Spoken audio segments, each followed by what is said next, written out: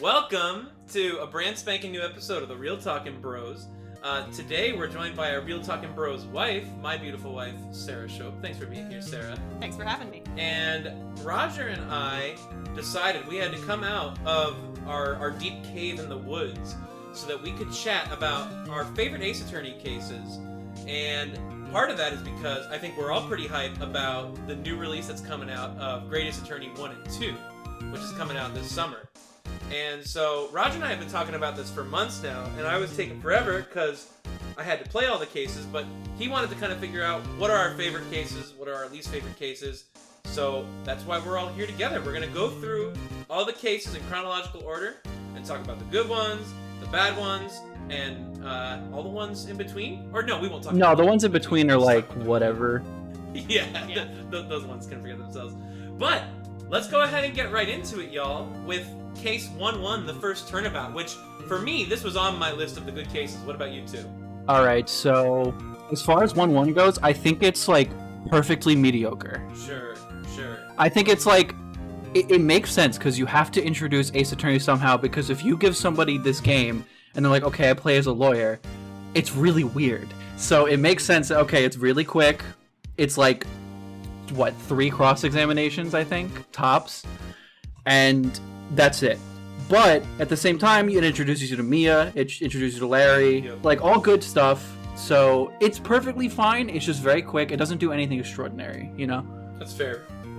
Yeah, I think it's mostly notable in the fact that it is a great tutorial. It is a great intro to the series. You get in and out really quickly, and it introduces some great characters which stick around for a long time. And some who don't stick around. Some who don't. Well, they stick around in their own way. Well, that's true. Good old Mia. Oh, and by the way, I mean, this probably goes without saying, spoilers for the entire franchise. Yeah. Except, yeah. No spoilers for Great Ace Attorney 2 or Gyakuten Kenji 2 because we have not played those. Yep. So I've played 2 cases of Ace Attorney Investigations too. Yep. Me too. But to be honest, that was almost 7 years ago. Oh, really? I didn't know you played it back. Is that when the patch came out originally? That's when the patch came out for, I think, the 3rd case, and I was like, okay, finally, I can play it and see if it's good. Gotcha. And then it was like, oh man, I really didn't like it again. I was like, dude, I don't like this. It sounds to me like both you and Sarah got really bogged down by the 2nd case, especially. Yeah, well, we can talk about it when we get there. Sure. There you True. go. So we're back, but yeah, True. 1-1. Yeah, I don't think there's anything else really to say about it other than it definitely does a good job of introducing the core idea, finding contradictions, poking holes in testimony pretty well, and it introduces the most important character in the series, Winston Payne. So, who, you know, he's got a pretty good track record in the series in terms of recurring appearances. So there's that. Did you mean Rookie Killer, Winston Payne? The Rookie Killer. Yeah.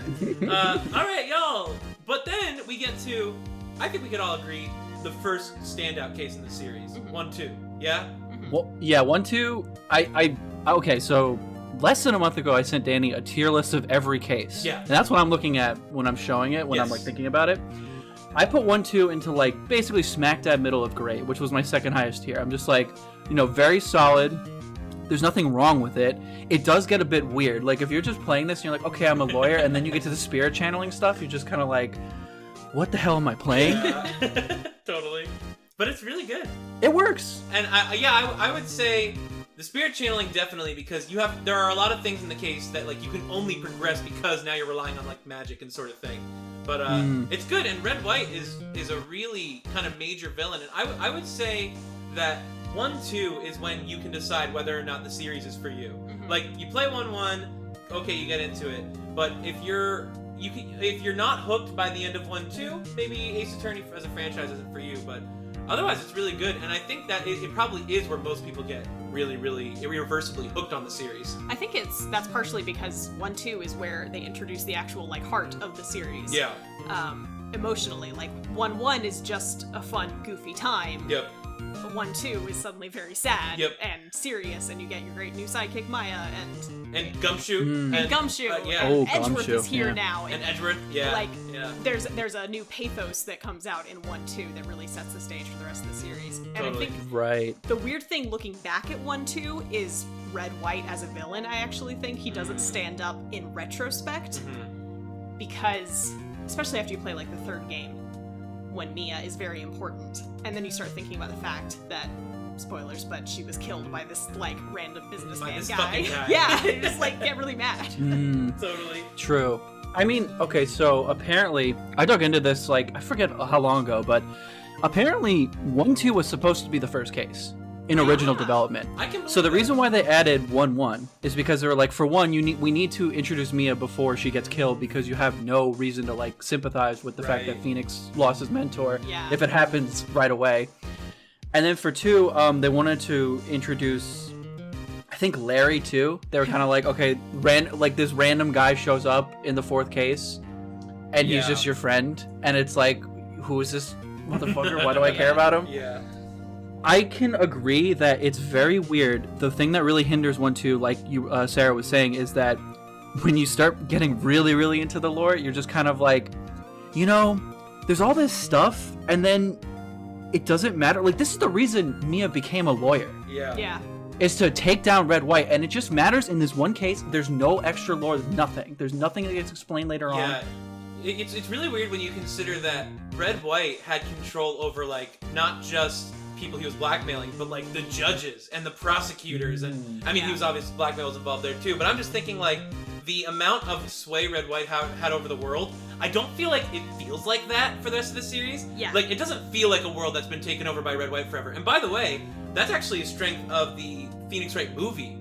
Yes. Is that Red White, I think you really feel like an imposing presence from him the whole time. Or at least you feel more like he's involved in more of the story. Yes, rather than like this guy Yeah. who, again, reason me as a lawyer, he had control of the judge and Edgeworth, and that's never really explored that much, I don't think. Yeah, we can talk about it more when we get there, but the 5th case, Rise from the Ashes, does that but better. Oh, you're right. Oh. You're absolutely right. And there's Absolutely a lot the of case. intentional parallels Yep. between kind of those two cases, Yep. but yeah. Well, Yeah, we'll get to it. That's Yeah. that's a big one. Okay. I think it's a good time to move on then. And for me personally, 1-3 is not on my list of really great cases that I love. I'll just say the only thing I have to say about 1-3, there's a lot of really great stuff. It has one of the most important moments in the game, which is when you find out that Edgeworth is not just a total shill for getting guilty verdicts, but he actually has more. Like, as soon as you make it it's become obvious. I think it's Steve Vasquez. Yeah.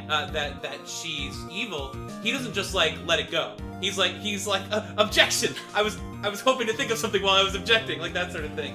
But other than that, the problem with 1-3 for me personally is that when I was a dumb kid playing these games, I got stuck there and it just completely killed my momentum because it was like, I don't know what trailer to go to. I don't know what progression is. So that's it for me. Do either of you guys want to say anything about 1-3? I put 1-3 at, like, in the mediocre case, because like you said, there's some good things here, especially because, like, later on when we get to stuff like 2-4, a lot of characters get carried over. Like, Will Powers is a little bit involved. Yeah. Old Bag is in 2-4, which 2-4 is one of my favorite cases. Totally. So if I'm replaying 1-3, it's like I can appreciate it a little bit more than when I first played it. It is, I wouldn't say it's long. It's not long. It's just, it feels artificially dragged out. Because for, like, the first trial day, I remember it's like nothing happens. Yeah. And then the Yeah. second trial day, you do with, like, the little kid.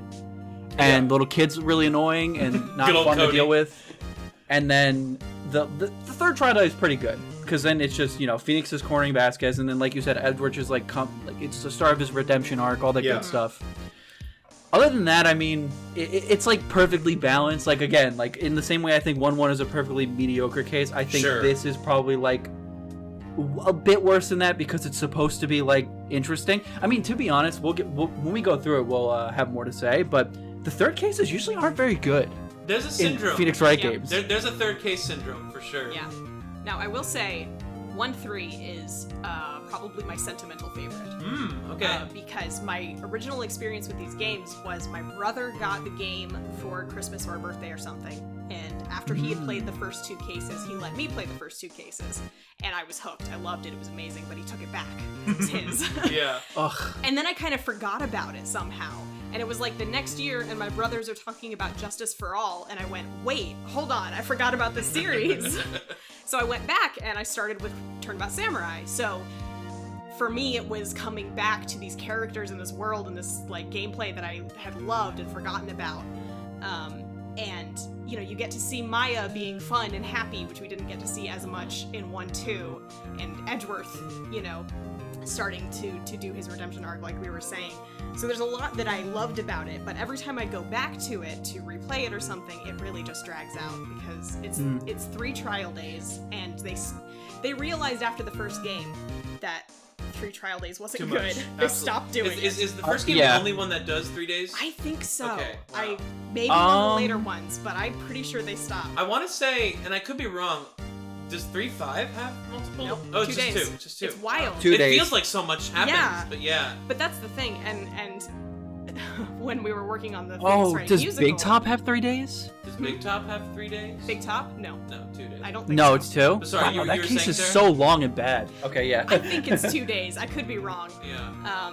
Because I hate Big Top. But I was just saying, y'all were talking about, like, it feels so stretched out. And when we were working on the Phoenix Wright musical and adapting it, everyone kind of simultaneously realized this doesn't need to be 3 days. Yeah. And Oh, yeah. So we made it 2. And I didn't know that the musical did that. Mhm. Wow, yep. fascinating. And there were a couple different, like, ways that we came up with to condense it into 2. Like, there are a lot of different ways you could approach that And story. we're still talking about that, like cutting salmonella. Absolutely, Yeah, you if we don't do need that- salmonella. Yeah, absolutely. Oh, you don't need his lead speak and No. talking about how Maya's really cute, even though she's 17 and a minor. Unless Yeah, don't someone need can that. figure out how to do the lead speak in a musical form that's like actually funny, I don't think there's a reason to do it, you know? But I think that about covers it for 1-3. Yeah. So okay, now 1-4, which is the first final case in the series, if you're thinking about the original release where there was not a Yep. case 5.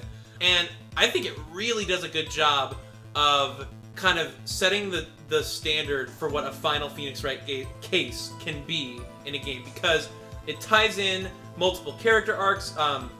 There's a culmination of Edward's character, Mia's character to an extent as well. Maya gets a lot of growth through 1-4, and just overall it's really good. And you get the first big bad in the game, Von Karma. And I'll start, actually I'll start it there. This case's prosecutor, Von Karma, what's so cool about him is that he plays with the expectations of what a prosecutor can do. Like where you have Lada's testimony, and it's like if you press her, he'll penalize you. And it's like, wait, you can't do that. So it really just, it's this moment of, I think, for a game that is largely kind of like a visual novel adventure type game, to have like a real story through gameplay moment like that, where it's like, oh god, I can't even do this because this guy's got such an iron grip on the courtroom. So 1-4 is really solid. True. 1-4 is very solid. 1-4 is the first case of mine that like gets that badge of honor of being the top in the top tier Yeah. of my tier list of like, if I'm gonna like rank tiers, like outstanding, great, good, like it's outstanding. It's really good. It's got a few little nitpicks, like if you were thinking spirit channeling is weird and shit, well guess what? You're gonna cross-examine a parrot, so have fun with that. Now that actually is one of the best parts of the entire series. Yeah, are you It's kidding me? hilarious.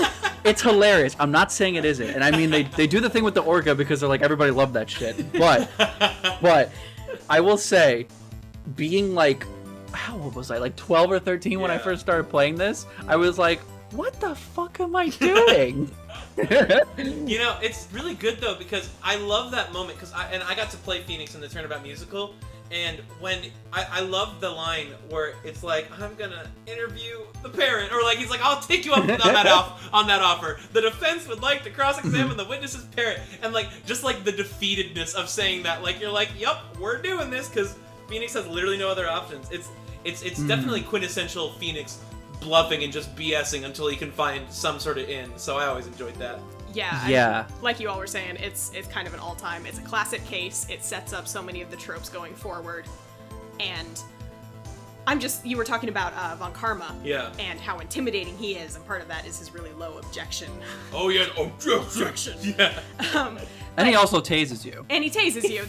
Phoenix has this really bad habit in the first first game, in cases 2, 3, and 4. He brings his decisive evidence to the bad guy, and the bad guy tries to hurt him. It's true. He's so dumb. He does it every time. He's like, I have this thing that's totally gonna yeah. wreck you in court, to Red White, Andy Vasquez, and Von Karma. Karma. It's pretty bad. Yeah. I think he learned after the tasing.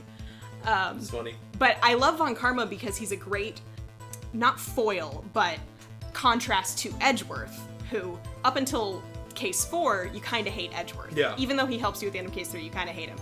So now you have to defend him in case 4, and here comes Von Karma to show, like, no, here's what a really bad prosecutor looks like. And all of a sudden you're looking at Edgeworth like, yeah, you're not so bad. And then you realize that Edgeworth was just like a Von Karma poser, yeah, basically. Yeah, yeah, that's great. True. So it really lets Edgeworth shine Yep. and lets you feel very attached to him and his character arc. It is pretty clever when you view it that way. That Von Karma is really what lets Edgeworth become such a relatable, likable character. Yeah. Because you have that contrast that you said. That's really good. Yeah, because at the end of 1-3, when Edgeworth comes, like at the end of 1-3, when Edgeworth helps you out and like basically corners Deke Vasquez with you, you're kind of like, oh, Edgeworth isn't so bad. And then he comes up and he's like, fuck you, go away. I don't like you. That's and then exactly you're like, what he says. well, all right. Yeah. Word for word. That's exactly what he says. That's great. So yeah, and then you get to the 4th case and it's like, whoa. I think it's a universal experience of you start the 4th case with the little intro cutscene and you see Edgeworth Merry holding the gun. Christmas. Oh, And everyone yeah. who plays that game just like loses their mind. That's great. And then at the end of 1-4, is that when Prosecutor Miles Edgeworth chooses death? Or No. is that the beginning of... Originally, yes, Yes. but they never say it. Okay, so it's never said in the game. Yeah, I don't think. that's a game 2 retcon. Retcon, right. Yeah, and some people get mad because they're like, oh, 1-5 messes with I was this, and it's like literally about to 1-5 say- does not mess with I this. was- Better at the end of 1-5. I was literally about to say, speaking of retconning the ending of Phoenix Wright, the first game, Yeah. let's talk about Rise from the Ashes, 1-4. Sorry, 1-5, excuse me. And that's another case, because 1-5 does take place after 1-4, but Edgeworth is still the prosecutor, right? And I played 1-5 in the last couple of years, and as I recall, Edgeworth is definitely kind of already on his recovery arc at that point. Yes. There probably is an argument to be made of, like, you have 1-4, which kind of breaks Edgeworth in his own way, because his ideals of justice are kind of shaken to their core by being defended by Phoenix. And then he kind of has his journey of self-discovery in the second game. He comes back, great revival, all that good stuff. Yeah. But 1-5 is just kind of now there. It had now been retroactively added. As I True. remember it, because it has been a while since I've played it, what they do with Edgeworth is kind of interesting because they make it so that in I think the SL9 incident, which is the whole core thing of 1-5, he had presented forged evidence without realizing, but he did. And so you can read it as him realizing, oh, I've really done a lot of bad in the justice system. I can't just feel better about myself and keep doing what I'm doing. Right. I need to take a break. I need to choose death and go reinvent myself in Right, Europe. so he kind of has that at the end of 1-5. Yes. I remember that, yeah. Yes, there's also the fact that with Damon Gant, which is the main guy that you end up cornering in the end, he basically says to Edgeworth right before the end, he's like, "You're gonna be like me. Right. Yeah. You're gonna realize that stuff just doesn't work sometimes, and you gotta be a little vigilante." Yeah. So this is who you're talking about with Better Red White, right? Yes. Yeah. Yes. He's so much more intimidating. Yeah. You can see how he has control over everything, the police and the judge and so on. And he's a great example of breaking the formula, because traditionally the true killer doesn't testify until the end. Right. Gant testifies on like day 1, Right. maybe day 2, about like something else. So if you have already kind of bought into the tropes of the series, you've written him off maybe, because he can't be the killer. He's already testified. Sure. So they kind of turn that on its head. You know, before I played 1-5, I knew he was the killer because I had seen the amazing sprite work of him exploding and getting hit by lightning. I had seen that, so... That is definitely an image that exists. Yep. Yeah, it's hard to forget that once. Yep. I'm like, that is a culprit breakdown animation if I've ever seen one. Yeah. But yeah. True. Okay, as far as ranking 1-5, so Yeah. for the longest time I would go back and forth and be like, do I like 1-4 or do I like 1-5 better? I like 1-5 better. It's long as fuck. I respect that. It is so long. It is like, I believe if like you play it at like a normalish pace, you're looking at like at least 5, 6, 7 hours minimum It's one of the longer ones. of yeah. like one case, so it's a doozy. But I think the third trial day is some of the most satisfying like Yes. Phoenix Wright gameplay I've had ever. Yes. Because for like the first 2 days, like, because in traditional Phoenix Wright cases, you kind of like, yeah, there's like this, you know, trope of, oh, you're bluffing a little bit, you don't really have it figured. In most cases, you kind of figure it out before the game lets you figure totally. it out. So in 1-5, for the first 2 days, I was stumped. I had no freaking idea what the hell I was doing. And as you like get to the last investigation, and as you get to the trial day, and even up until you have to worry about like the evidence law stuff, like you can't present like one of the crucial pieces of evidence at first. You have to say, I can't present this because it has no relevance. Right. That's And then so cool. Gant, he has like a huge hubris about it. He's like, oh, are you going to show it? You say no. And then he like makes it relevant, and then you show it, and then it's so good. Yeah. Really good. So 1.5 I think is better than 1.4. I go back and forth on it a lot, but like if you're asking me right now, it's 1.5. Yeah, I always loved 1.5 because it was so twisty-turny, because every day, it is 3 days long in the game. Every day it turns itself on its head. Now there's a new crime scene, now there's a new suspect, now like everything's changing. And like you said, Roger, the third day and the way you have to kind of game the system and trick Gant into saying things, and the leap of faith you have to go on with some of the evidence, like when it's casting blame on Emma. You have to present it anyway, because I remember getting a game over there because I was like, I can't present this. Yeah. And the game basically says like, no, you have to be a defense attorney. Yeah. You have to pursue the truth. Right. That's what this is all about. You just gotta trust that it's gonna be okay. That's pretty cool. I love that. Because I did not have it figured out by the time it wanted me to present that. So Yeah. Yeah. I think it's also worth bringing up here a couple things about 1.5.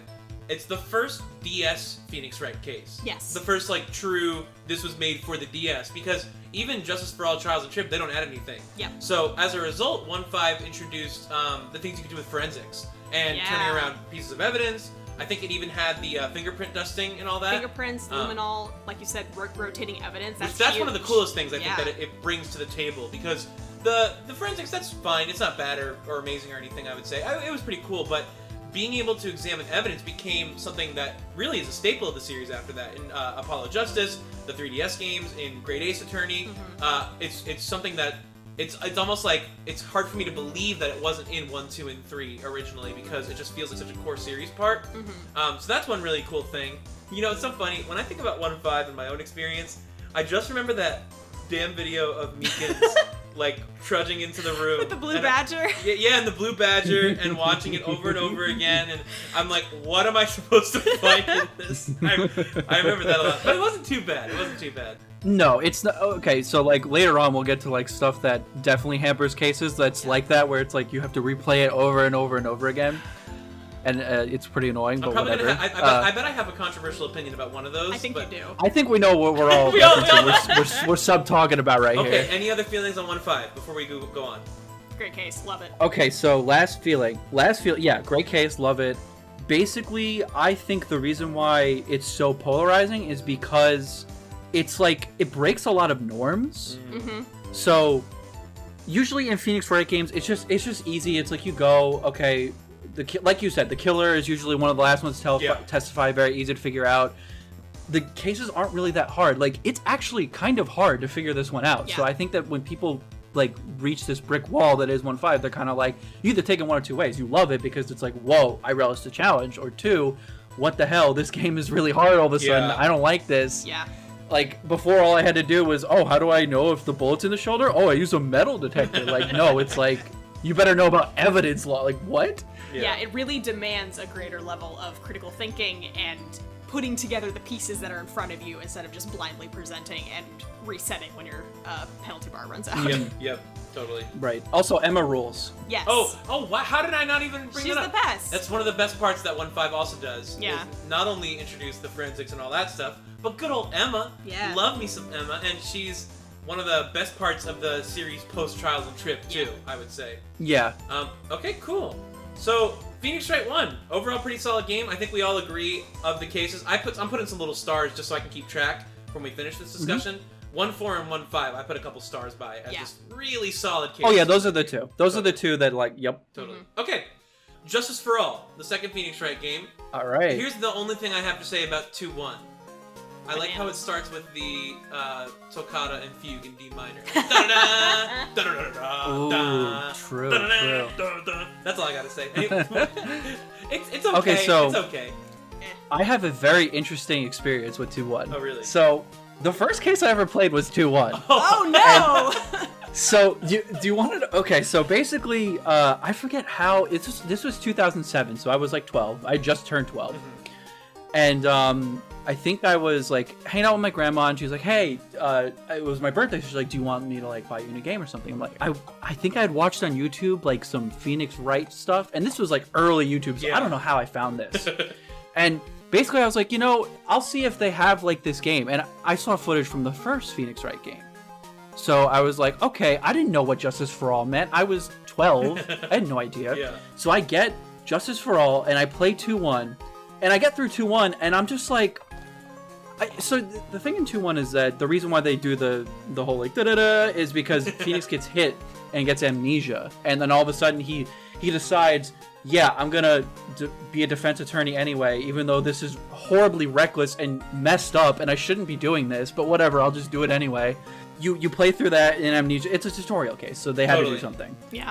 But so I'm sitting there, and I beat the game. I beat the case, and I'm just like, I can't play this because I have no idea what the hell is going on, and I got through like one of these cases. Like, you're so lost, and then the second case starts, and then I'm just like, I'm even more lost, and I'm like, all right, whatever. So I waited until I got the first game, but 2-1 is not a good case. It's as a tutorial case, I guess you could say it gets the job done. Yeah. But it's like, it's really awkward. It's really awkward because it's like, as someone, because you're talking to the perfect person who needed the tutorial case for Justice for All, because this was my first time playing a Phoenix Wright game. It was made for you. Yes. Yeah. Yes. I played it like someone that you would hope, like, as an end user, that this is my tutorial case. Yes, it got me through the tutorial case. It left me more confused than, like, ever. I was like, okay, I kind of know how this works, but I don't know what I'm doing. Why did I have amnesia? All of a sudden, this case we're going back in the past in 2-2. So, like, it's really awkward. Right, It's awkward I forgot about place. that. I forgot that 2-1 takes place after 2-2. That's It's so very weird. Yeah. Yeah, so as a tutorial case, I don't think it does a very good job. I think it's pretty bad. The one funny thing is when he's like, oh yeah, the banana fell. And I'm like, what the fuck does that even mean, dude? That is funny. The bananas, it's not enough. The case wasn't worth it for that, but Yeah, it's the best part. It's like, once the guy gets on the witness stand, it's like, how the fuck does the judge not see this dude is like lying through his teeth? What the? Yeah. Or he can't see shit? I learned about the different ways to spell Maggie from this case. Yep. That's all I got. Yeah, I think this case is another one that is hurt very much by hindsight, I guess, because when you look at all of the tutorial cases in every game that follows, it's just a disgrace. The fact that they're all much better. They're all so much better, and they all do something new and interesting, and this one was just kind of like amnesia. Yeah. He gets hit with a fire extinguisher in a courtroom lobby, and no one sees it. And no one sees it happen. Anyway, 2-1's bad. Great. Moving on. 2-2, I really like 2-2 because it's like kind of spooky. I like the spookiness too. It's just kind of like a little unsettling the whole time. And I remember like when I first played it, and like you see Eni dressed as Maya, and she's like, that scared the shit out of me. That's what I'm saying. It's like you see it, you're like, what the fuck is going on? Did the channeling really go wrong? And I think it does a really good job of using the spirit channeling as sort of like a supernatural, potentially unsettling element of the series. And what's great about it is that none of the actual spooky stuff was through real spirit channeling in that case. All the real spirit channeling is pretty harmless. I mean, it also introduces Pearl channeling Mia, which I don't know if I call that harmless, but that's another thing that that's a choice. That's a choice. That's the thing that they decide to do and make. But I mean, the actual mystery of it all, I always look back at that case and think it was really satisfying to go through. What about you guys? So I have it squarely placed at good. Cool. I think it's very good. I introduced Cyclops, which is really cool. Oh, Yes! Cyclops! Really great part. So as far as Cyclops works, basically in investigation mode, in the first game, it was just kind of like you collected evidence and stuff, and that was cool and whatever. But you didn't really have any cool interactions with people. Like you talk to them, but that would be it. And you just needed to it was like a checkbox, like, okay, I'm talking to you, can I move on? And then 2-2 comes along and introduces Cyclops, which is basically like this game's mechanic of people are lying, but they're lying in investigation, or they're hiding something. And so Pearl gives you this supercharged, I forget what the heck it's called. Magatama, that's what it is. And basically, if somebody's lying, Phoenix will see these locks that come up, and he can be like, he can start presenting evidence and saying, you're lying, tell me more, which is really good. It's interesting. It makes investigation much better than the first game. So that's really good. The only thing I could say that the reason why I feel like sentimentally for me, why it's bogged down is because I had to play it like 2 or 3 times because, like I said, I started the second case my first go around, and it just confused me way more. I bet it would. I got up to the point that you were talking about with like Eenie Miney, and like she's like dressed up with the blood, and I was like 12, and I'm like, not only is this creepy, but I literally have no idea what's happening because I'm just sitting here and it's like all of a sudden they're introducing channeling. Like they don't talk about channeling at all in 2-1. Just casually, yeah. We're just going to the village that this is a thing, and then also this doctor, is he important? No, he's dead. Okay. Also, as far as a final villain, Eenie Miney is like not very interesting, which is also a little whatever. I'll grant you that. She's definitely not particularly compelling in the end. But her backstory Yeah. was very interesting, I Yeah. thought. And it has one of my favorite Reminiscence themes. The Oh, music, yeah. it's a great track. Yes. She's not like super well implemented, but the skeleton is there. I agree. It's very interesting. Absolutely. Right. I mean, also 2-2 has Director Hottie, which is fuck that guy. Oh, So no, Fuck that guy. you're Fuck that right. guy. he's like a big part of one of the investigation days. Like you Yeah. find out a lot of shit from him, so like that also kind of bogs it down a little bit. The second game is probably the worst place to start in the whole series. I would say so. No, it was awful. It was awful. Absolutely. Like, I am glad I stopped playing it because I guarantee you, if I had gotten to 2-3, I would have probably given up on Ace Attorney. Yeah. And speaking of 2-3, can we skip 2-3? Yeah, 2-3's bad. All right, let's just say it's bad. Yeah. Yeah. Here's the thing about 2-3. Here's all you need to know. It's long. It's not long. It's just very dragged out. Mm-hmm. It's awful. You cross-examine a ventriloquist who doesn't want to talk. There's a clown who doesn't make funny jokes. Like, here's the thing. I think in 2-3 they were going for funny stuff, and it fails. 3-3 is a little bit better because it actually is a little funny. Sure. Yeah. Even though it's like it's not very good nowadays. Like if you played this game today and you get to like the chef scene, it's kind of like whatever. But it's like, what kind of commentary is this? Anyway, we'll get to that. But yeah, 2-3 is awful. It's probably the worst case in all the games. Yeah, I think if you're somehow playing these games and you have the option of skipping 2-3 and going to 2-4 Do it. somehow, do it. You don't need anything. Just know that Miles Edgeworth like kind of helps out a little at the end, and then he shows up in 2-4. That's it. Right. Yeah. I would say if you want to experience it somehow, the anime adaptation of it was actually pretty good. Oh, I bet it would be a lot better that way. It's not very long. It's only like a couple of episodes, and they really play into the tragedy of it. Yeah. Because it is a very sad story. Sure, it is. When Oh, you with get, Acro and Bat. True. Yeah, when you get past the clowns and the ventriloquists Yeah. and everything. So the anime, I Also, thought... Regina Barry is 16. Yes, and they lean into that a lot in the anime. So if you want to experience that story, that's the best way to do it, Totally. I think. Just skip the case. I wanna leave this segment on 2-3 with this. The biggest reason it was bad for me is because when I played Justice for All, however long ago, I don't really remember. The first time I played it, like maybe high school or college, I played through 2-1, 2-2, 2-3. I knew everyone said 2-4 is one of the best cases in the series, but I just could not bring myself to finish 2-3, and then I just left the game until like last summer, and that's when I played 2-4. So that's the biggest sin of 2-3 is that it stopped me from experiencing one of the best cases in the series. Yeah. But Another thing that's terrible about 2-3 is I think this is when it comes out that Miles Edgeworth chose death, because we haven't talked about Francisca at all, but she's here. True. right, And right. brings that up and is mad at Phoenix. And Maya keeps asking Phoenix, like, hey, what's going on? What's up with Edgeworth? And he's really mean to her. Yeah. Phoenix just keeps people like, Oh, I don't want yeah. to talk about it. Yeah. And I'm like, how yeah. dare you? I remember that. Yeah. Because Phoenix is all stuffed up about it. Edgeworth is being melodramatic. I get it. He could have just said like, I don't know if I want to be a prosecutor anymore. He didn't have to word it like that. Yeah, but, come on, man. But also, Phoenix doesn't. When Maya's like, "Yo, what's up with Edgeworth?" Though, like, I don't know what happened. He doesn't have to be like, "Shut the hell up, Maya." Yeah. I don't want to talk about It it. doesn't It he frees just her like, out. Isn't he like he's dead to me or something like Yeah, that? Or, he like doesn't clarify. Yeah. I don't know if he knows. but Yeah. Anyway, 2-3's bad. 2-4. 2-4 is amazing. My boy, 2-4, Farewell My Turnabout. One of the most solid cases in the series, which, by the way, Justice for All, as a whole, fairly weak Ace Attorney game. 2-4, as a case, in the top echelons of best. all Ace Attorney cases ever. And It's my second favorite. Yeah. what is so great about 2-4? There's a couple things I can think of. I think the biggest thing for me when I think about why I love 2-4 so much is that you are defending the culprit of the case. Yes. And the situation that puts you in, and it's not like this is a secret. I mean, you know from fairly early on, maybe halfway through. Well, you don't really, because they use Cyclops against you. Right. Because you ask him, hey, did you kill the guy? And he says, no, I didn't. And you don't get Cyclops. So even though he skeeves you out and he's clearly suspicious, the game is telling you, no, he didn't do it. Yeah, I think it was fairly easy to point to the killer being the one who did the killing. Yeah. About halfway through. Yes, I think about halfway you're like, okay. And as soon as I realized that, I connected, well, of course Matt could say I didn't kill him or whatever. So, but what is really great just is when it puts you in that bind where they have Maya being held hostage.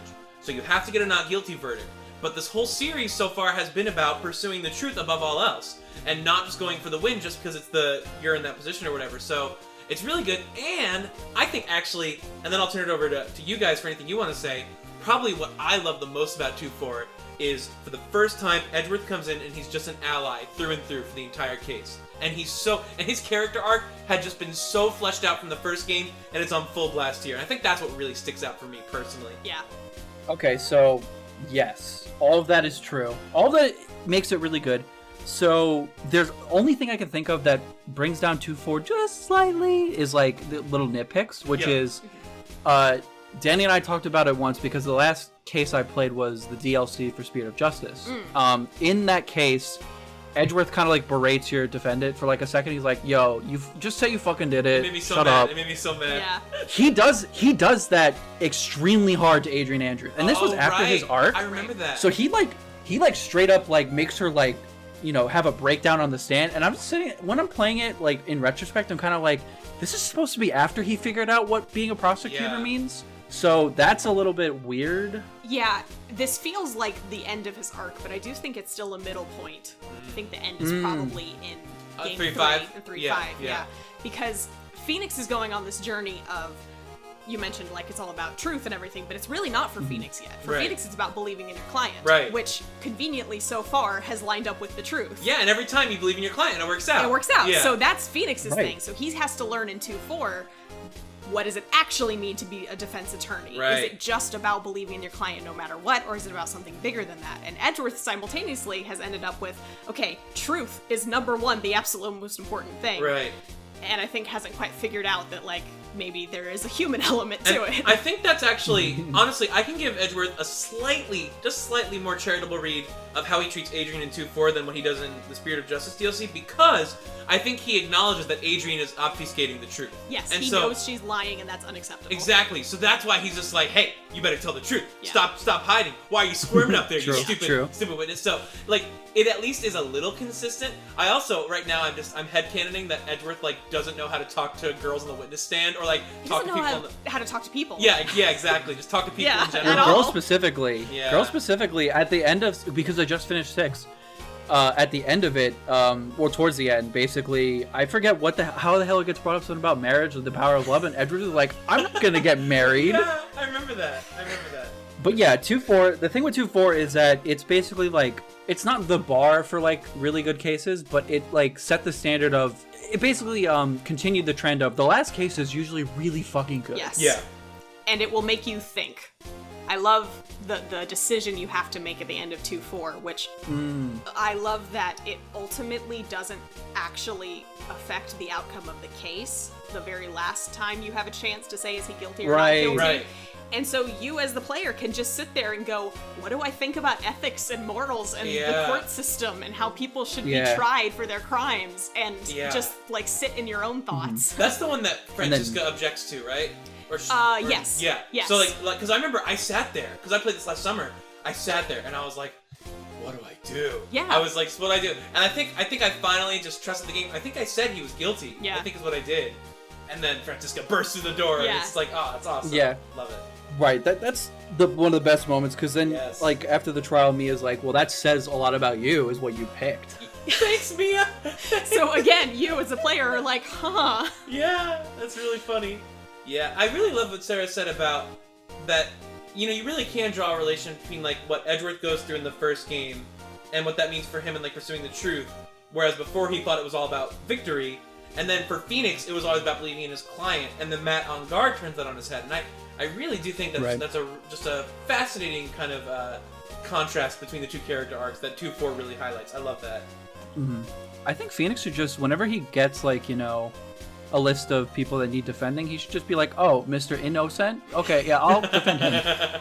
Boy, I was looking at a list of these cases that has like the victim names and the defendant names, and I was looking at the ones from Spirit of Justice and just like, oh yeah, there's man. some good names. That's great. All right, 2-4. Any last thoughts before we move on? All right, word.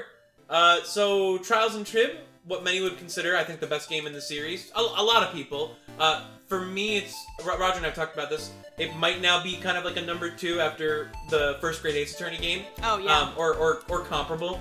I think it's still my top game, though some of that is probably nostalgia because once I finally played the first 2 games, Right. I was caught up, so to speak. So when Trials and Trib came out in the US, I got it day 1. Yeah. So that was huge. Sure. I have such great memories of getting that and, you know, playing through a brand new game. Yeah, absolutely. That would be really exciting. And going right into 3-1, I actually have a story that's kind of similar to Roger's, although mine is much better. Oh, okay. Because Diana got Trials and Trib first, as I recall. Diana, if you happen to hear this, you might have gotten the first game, but I remember you got like the first game, and then I think you got Trials and Trib. And so while you were playing that, I'm a stupid little kid. I'm like, I'm gonna play this other game Diana has. So Diana is my sister, by the way, and for our many listeners, for our illustrious listeners. So I was playing 3-1. It was my introduction to the series, and it worked perfectly as a first case. And I mean, I was right into Mia right away. I thought Phoenix was really funny. I didn't love Grossberg. Like, I thought he was okay. One other person who said that 3-1 was his first case, and that made him really like Grossberg as a result. Oh, interesting. And that's actually Justin Briner, by the way. Really? Who now plays Deku in My Hero Academia. No wonder he likes Grossberg the so hell? much. He was always such a big proponent of like more Grossberg time and giving Grossberg a song in the musical. And he and I had a conversation once way back in the day when I talked to this famous person. Yeah. And he said that like that was one of the reasons that he played 3-1, I think, first, and he really got attached to Grossberg. But it all makes sense. Wasn't really the same for me. But in general, 3-1 is such a good case. It also introduces Dahlia, who's a genuinely terrifying villain. Like, really just the aesthetic of her is so memorable, you know? She is all time for me. Sure. For so many reasons. Not the least of which is that she's actually pretty bad at what she does. Yeah, it's true. She constantly is failing and getting a lot of people hurt and killed along the way. Yeah. But her plans are always failing, and I think that's just so great. She never gets off scot-free for a crime, except for Diego, right? Yes. That's the only. I mean, she gets caught for literally everything else, though. Yeah. Yeah. Well, Does she get caught for falls? she does not get caught for Oh, falls. right. She gets away with that one. It's true. But she gets away with it. But everyone in the room knows she's guilty. That's the thing. You know. It all comes back to bite her in the end. It's true. The court of public opinion. Well, it kind of does, because then in 3-1, yeah, she does fail, but that's because she could have won, probably.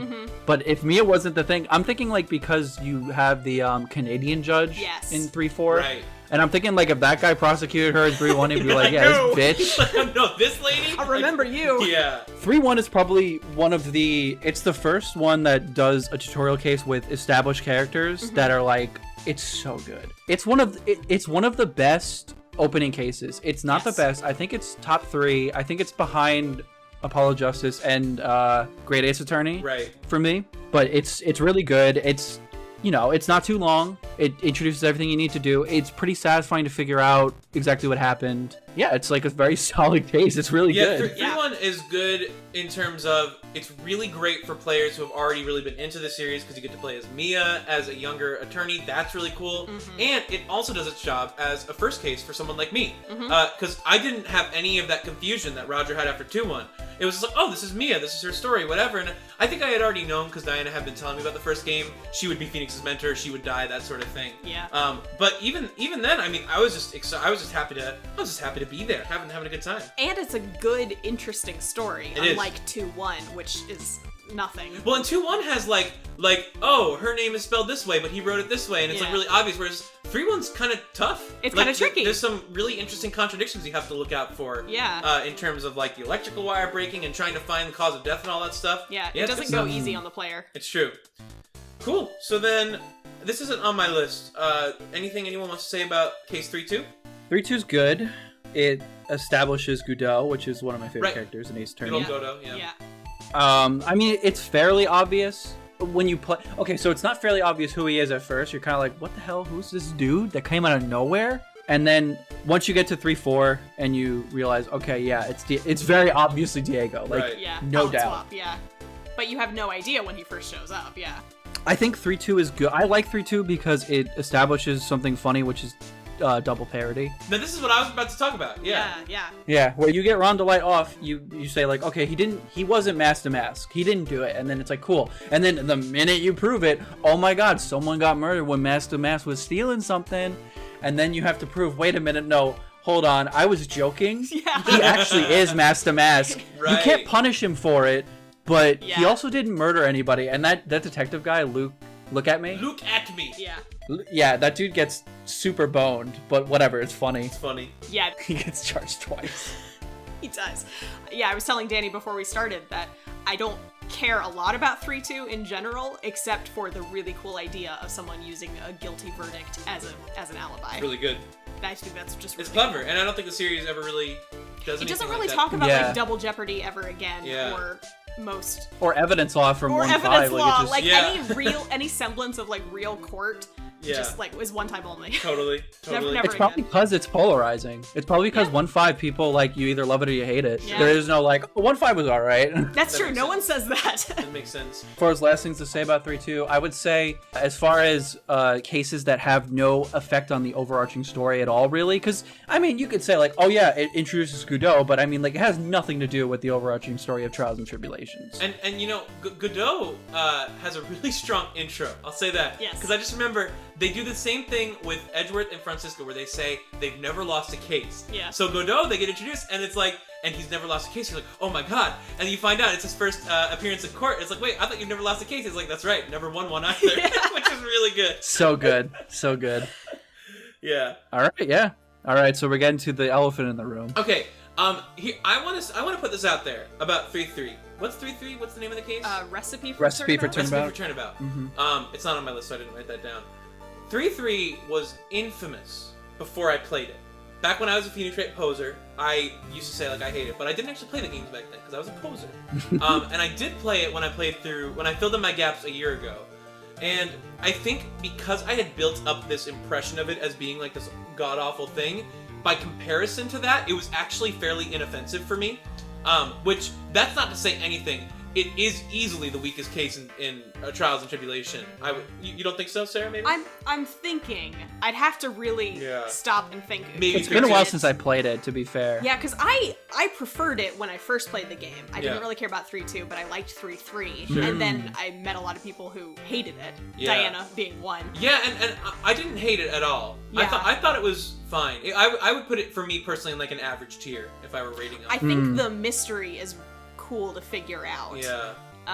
How like they staged the murder scene Yeah. to change the witness Right. testimony. Like Right. that is kind of a cool concept for a mystery. Totally. And it introduces the fact that Godot can't see red. Ah, yeah. Ooh, Which is very true. It's good That foreshadowing. that is important. Good That is foreshadowing. important. So, as the only resident 3-3 hater, I suppose. So over time, I've realized that yes, I still think it is probably a not good case. I would not play it again if I was given the choice. Sure. 2-3 is like infinitely worse. Like it is like people who think 2-3 is good, like is better than 3-3. They're just like smoking some really good reefer. I don't know what's up. But 3-3, there's a few things that I don't like about 3-3. One is that you can tell that it was supposed to be Injustice for All, because like you can inspect like the white dove in the park, and it's like it says some stuff about like, oh, did like a magician lose this or something, and stuff like that. And it's very clear that like it wasn't meant to be in Trials and Tribulations, and they had to kind of rework it.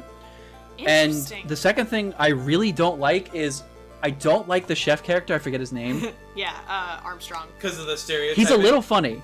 he's a little funny, but like it's just kind of like, I don't know, it falls really flat on me. And then also like the fan service is like, oh yeah, let's get Mia, who's being channeled by Maya, in a fucking waitress outfit, baby. Right. It's like, I don't care. I just want, like you said, the mystery is kind of cool because you start dealing with like loan sharks and stuff, and also the fact that it opens up pretty interestingly with the idea of like Phoenix just gets rolled in a case that you have no idea what the hell happened. Yeah. And you're like, what?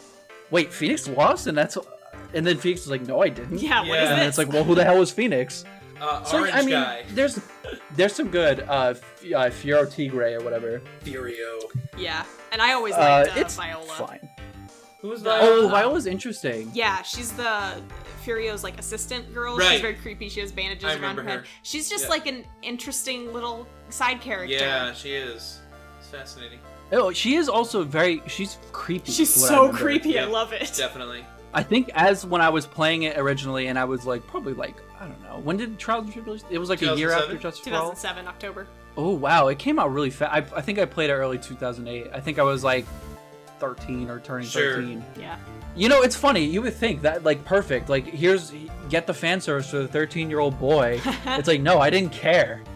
Anyway, yeah. I'm the same way. That stuff's usually a detriment to me as well. All right, so yeah, 3-3. I mean, it's probably more inoffensive than I'm remembering. But we can all agree it's one of the lower points. Yeah, for yeah, sure. It's not good. I mean, like, it's not good to me in the sense of like relative, because it's smack dab in the middle of all these good cases to me. Yeah. Sure. For like Trials and Tribulations. Well, and that's a pretty damn good lead-in into the next two cases. So starting with 3-4 Turnabout Beginnings, we go back in time a little further than 3-1, which I just want to touch on that right away. That's a really, I think, smart way to do this story. Yes. Have 3-1, which is at a certain point in Mia's life where you're able to use it as a tutorial case, but you hint at the fact that there's some prior history with Mia and Dahlia and someone else, Yeah. her previous mentor, Diego. And so to then use this case as like, it's structured like a tutorial case, but it's so much more than that. Yeah. I think that's it's an example of something that's really fresh for the series, I think. Yeah, it's the first time that they put another like single trial day mini case Yeah, in the middle instead of at the beginning. totally. And it introduces young Edgeworth, baby Edgeworth, who's 20, I think. Yeah, In his yeah. first case ever. With a little bit more frilly, He's more frills. way more Von Karma-y. He has like Yes. the thing, like The more, finger wag and Yes, he the does. wink. yeah, Yeah. more of the mannerisms. So that's great. I think there was one time I played through in this order 3-4, 3-1, 3-5. Oh, that'd be cool. To do it like chronologically. That sounds fun. And it was a really cool experience. I bet, yeah. But yeah, like you said, the fact that you kind of get your taste of these characters, Mia and Dahlia, and the history there in the first case, and then in 3-4 shows up and is like, here's what it's about. Absolutely. And what I love about that is that you know from the get-go that she's gonna get away. Yeah. And you don't know how. Right. I remember playing that and thinking, okay, she has to get away because she's in the first case. And she kills Diego. You And, know that. well, we don't. Do we know that yet? Oh, I thought it was implied that Mia knew that she was the one responsible, but I could be totally making Oh, it they up. do talk about it in the first case. Well, and plus we but- know that Diego dies of poisoning, right? Yeah, I think it's. Yeah, I think could it's be clear, It's mixed up. heavily But- implied. I don't know if it's ever really spelled Okay. out. but Sure. I think it's heavily implied, so you know that. But you also know Edgeworth has never lost a case. Right, I remember this too. So, yeah. what the heck is gonna So happen? like, do you lose? But you don't. It's a mistrial in the end. Yeah, Or the case but can't I happen. remember playing it and just thinking, like, what's gonna happen? Yeah. And then you get the very sad scene. Very sad. Terry Falls killing himself on the stand. Yeah, that's rough. Which they do a really good job. 3-4 opens up really good in my opinion because you basically open up and Mia's worried and whatever, and then Diego's like, oh yeah, you got some balls because guess what? This guy's a death row convict who escaped. Like, how are you gonna defend this guy? Yeah. Like, what do you mean? All that stuff is flying through your head. Like you said, the prior like experience of knowing that Edgeworth has never lost. Dahlia's in the first case, which takes place after this. Like, okay, how's this gonna end? Yeah. Totally. And then once you're like, Mia is getting closer and closer to proving that Falls is innocent in this case, you kind of like realize that like Falls is like going crazy, and I'm just thinking like, what the hell's gonna happen? Yeah. And when he kills himself and he like has the blood thing, and then he thanks Diego for the coffee, I was like, bro, don't do this to me. It's rough. Yeah. This is not supposed to be the point of the game where I'm sad. This is like a really quick case. Yeah, it comes out of nowhere, just sucker punches you, and Totally. it makes you hate Dahlia so much. Yep. Like if you were lukewarm on her after the first case for whatever reason, I feel like case 4 is when you hate her as much as Mia does. Yep. Totally. Oh yeah. And this was Mia's first case, right? Yes. Poor Mia. I know. Poor Mia. That's so sad. Dude, she did not get a lottery ticket to life, I'll tell you that much. No. She gets born, so this is like a little preamble. She gets born, she's like, oh crap, my mom and aunt like fight a lot. I'm not gonna be a spirit channeler and like make my sister hate me, so I'm gonna go into law. Then she goes into law, she gets traumatized from her first case. Second case rolls around, gets away with it, whatever, cool, nice. But at the same time, it was kind of like, alright, cool, whatever. We can move on now. I'm gonna go after my mom's red-white thing, which by the way doesn't really tie in at all, which makes 2-2 kind of like weaker. They could have done something in here with the end of 1-1, her talking, a 3-1 with her talking about like, okay, I need to get this guy who like did my mom wrong. Yeah. Because it just never goes anywhere. And then you know, she finally can nail this, so she can finally have a clean slate, and then she gets bonked. Like, what the hell? Yeah. And what a life. Like you were saying, her mom goes away when she's like 12 or something. Yep. Oh, so, true. Yeah. True. Poor Mia. And she's just the best anyway. Yeah, and she's great, and she's like the shining beacon of hope for Phoenix, you know? Yeah. And then Phoenix becomes that for other people, So you know? good. Man.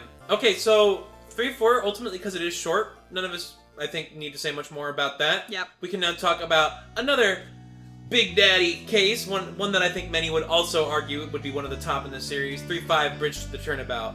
And whoo boy, I love this case. My favorite. My favorite. Your personal I think favorite? it's mine too. My personal favorite. I mean, like, so when I was doing that tier listing, and I was talking to Danny about it, and I was kind of like, you know, because Trials and Tribulations has always been like the pedestal. Like, this is the best game no matter what, because it just has so many bangers. Totally. Then when I played Great Ace Attorney, which we'll get to, I was like making the tier list, and I was like having to argue with myself. I'm like, I have to put 4 and 2 in that game lower, because if I put them higher, Trials and Tribulations gets rolled. Like, there's no way I could say it's my favorite game anymore. That's funny. And I just had to accept that. But yeah, this is like, I still think it's the best case because it's such an incredible payoff. Yeah, the payoff. I would say that 3-5 is the best last case in the series of a game, because I think no other game ties together as many components of the story as 3-5 does for Trials and Tribulation.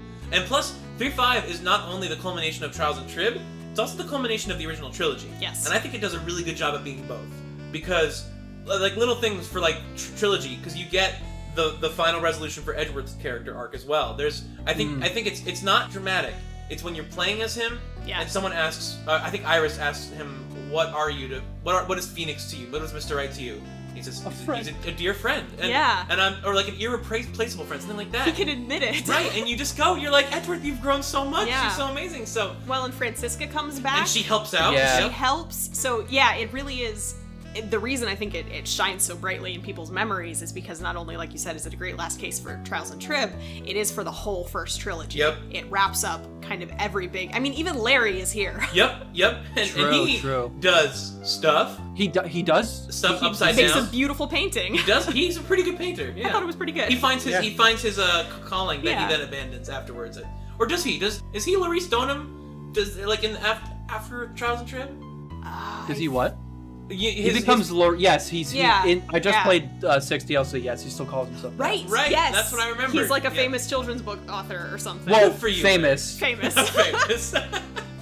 Live your life, Larry. Yeah. The thing with 3-5 is that I think that the reason why it's my favorite case is because it starts like pedal to the metal, like the minute that like shit goes down, the minute the bridge starts burning, and it does not take it off any point. It's Absolutely. like it's adrenaline. It's like, whoa, it's so good. And then like there's a lot of cool rectifying things, like when you start playing as Edgeworth and like you stand at the first trial day, and Edgeworth has a little preamble in his mind. He's kind of like, this could have been me if I was like, if DL6 didn't happen. This could have been me. Totally. Really cool. It's also so vindicating. He has a couple of inner monologues where he says, like, is this what it feels like to be the defense attorney? Is there like a kick me stand on my bench? And it's like, yeah, that's how it feels, yeah.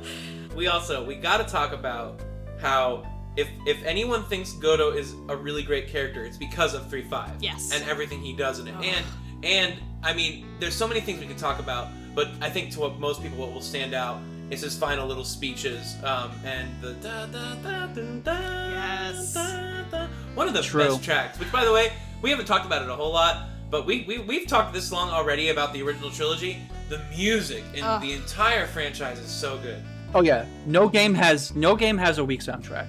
Like literally zero. I think some people would say Justice for All might be the weakest. It's the but weakest. It's still not bad. It's still not bad. No, but it gave us great revival, so like it gets a pass. Which is a fantastic track. It gets great revival.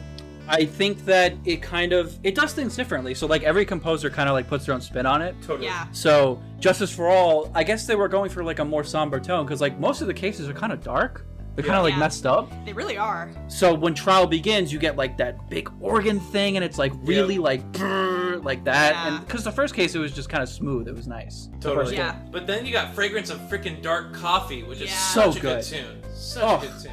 If you've never played Ace Attorney, why are you listening to this? Why are you here? Why are you here for one? everything. Why are you here for one? Maybe they're just trying to get a download. They're trying to like be a poser. No. Anyway, if you haven't done it, or if you haven't played Trials and Tribulations, and you're just kind of like whatever, go listen to like the jazz album and listen to Frey. It's so fucking good. Yeah. And the reason why Dane was like touching on it with the whole idea of like Phoenix is like this is him coming into his own finally. Like, he doesn't get Mia's help. He's got a corner Godot by himself. This is it. You know, big moment. And when that shit happens, and the first corner theme plays, one of the best moments in any Ace Attorney game ever. It's so freaking good. I live for stuff like that. That is probably one of the best examples of bringing back an old track to really punctuate a moment in a game. It's so good. Also, because that either is before or it leads into the double objection where Mia's shade is right behind his spirit. Yeah. Which is so good. amazing. It's really, really good.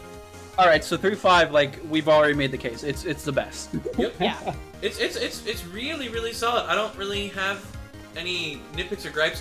Here's a little gripe, and it's not really like I'm saying it's bad because of this. It's just something that I think it's supposed to be disappointing, which is Misty Faye. Yeah. She gets her dying. introduced, and you really just don't get. It's like I want to interview Misty Faye after everything that's happened in the series, and then she just dies, and it's like. It's just so unfortunate because you want to have Maya reunite and all that stuff, but of course they have to kill her off. Maybe Pearl can channel her later. Why didn't we ever think of that? Of course she could. And yeah, I've never thought about it either. Maya and Pearl could channel Mia and Misty, and they could have a chat. They could have a chat. There is at least one moment where Pearl is channeling Mia, and Maya gets to hug her. I don't remember if that's in the second I remember game. 2-4. Yeah, in 2-4, and that's just like everything to me. You get the little like screenshot of her hugging and crying. Yeah. And Mia in Pearl's outfit. Yeah. Of course. Right, with the massive, Yep, Still good. Anything else about 3-5 before we go? One of my favorite moments in the second trial day is when you realize where Dahlia has been hiding. Oh. And that's true. just what I will say there. You're like, whoa. Okay, so I mean, we can spoil it, obviously. Yeah, You're kind of like, is Maya dead? Yeah. Right. Sorry, I should say where Maya has been hiding. You're totally right. Yeah, Right, because Maya is missing. She wasn't, and you didn't know she was behind the thing. Like the Is cave she was dead locked. somewhere? Right. Yeah. You have no idea where she is. But let me see if I got this right. Maya was channeling Dahlia Hawthorne, who was then hiding as Iris. Is that or masquerading as Iris? Yes. What a twisty story. I love it. It's so good, It's and really it's good. such a great moment for Maya when you find out what she did. Because Maya is so resilient and tough. She's scrappy. She's a survivor. She goes through so much. Dude, and she's been tried, I think, 3 or 4 times. So many. She always comes out bright and sunny, somehow. True. Yeah. But I love her plan of she's trapped with someone who wants to kill her. Yeah. And what does she do? She writes down what's going on and channels Mia so she can get advice. Right. And then channels her killer. Right. So she can't So be found. good. And Dahlia, her attempted murderer. And Dahlia thinks that she's being channeled by Iris, right? By Misty, I think. Oh, okay. Or Pearl. Or She Pearl. doesn't No, by realize Pearl. it's By Maya. Pearl. So Gotcha. Yeah, by Pearl. So it is because Pearl's also missing. Yeah. Mm-hmm. Before you know. Yeah. It's once again an example of getting one over on Dahlia that is so satisfying because this whole time. And who was the one who orchestrated that thing that got it over? Mia. Faye. It's great. Dahlia's sworn rival. Dude, Mia forever. dunking on Dahlia. I'll never get tired of it. Yes. It's so good.